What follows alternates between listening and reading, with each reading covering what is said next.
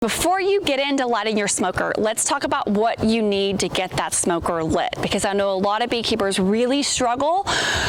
They get their bee smoker lit, but then it goes out a few minutes later. And I'm going to show you the different elements that you need in your bee smoker to keep it going literally all day if that's your goal. So there's 3 things that you need for your smoker, and it's important to know you can buy smoker fuel, you guys. Don't do it. It's a waste of money.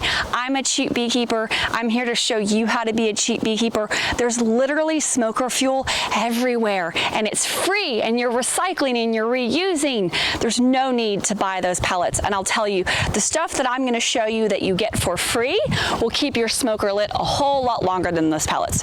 So you need 3 things. You need tinder, kindling, and firewood. If you've ever lit a fire before, like a campfire, you're maybe familiar with these terms. Same idea applies to get your cool smoke in your bee smoker. So let's talk about tinder first.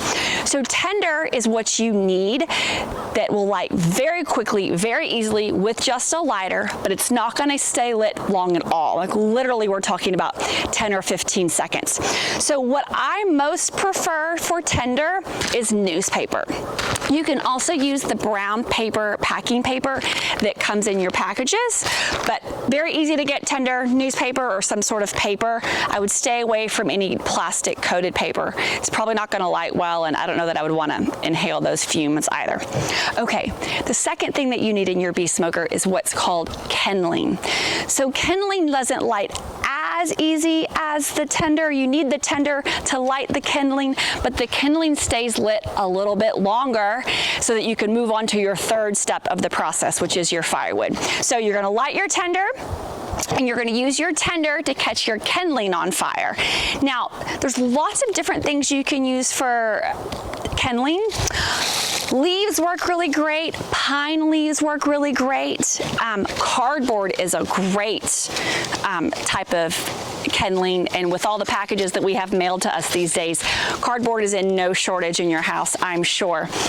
Pine cones are also pretty good as well. The other nice thing about kindling is that it tends to smoke really nicely. And herein lies the problem. What happens is beekeepers get their kindling lit and they see smoke and they stop. And that is why if you light a smoker and it goes out 5 minutes later, you are having issues, is because you're not moving beyond the kindling stage. So tinder lights our kindling, and then our kindling, which stays lit a little bit longer, is necessary to help with our firewood. So the last step in your process is you do want firewoods in your bee smoker. You can go outside, gather things. Bark of a tree works really nicely. I like the chunkier, fatter sticks.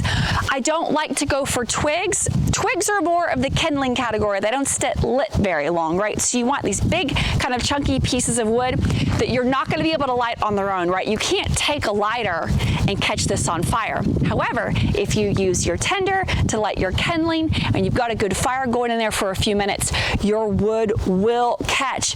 This is what's going to keep your smoker going literally for hours, as long as you keep adding more firewood if you need it, okay? Finally, you're of course going to need some source of fire. I tend to just use a cigarette lighter, but I know most folks really prefer the kind of long fireplace lighters. You can use a torch. Be very careful with torches, you guys. You can light things on fire really easily with those, so just be very mindful of fire safety. And finally, you do want your hive tool. You're going to need your hive tool to move your kindling and your tinder and your firewood around in your smoker. Obviously, we can't use our hand, so make sure you've got your hive tool as well before you get started.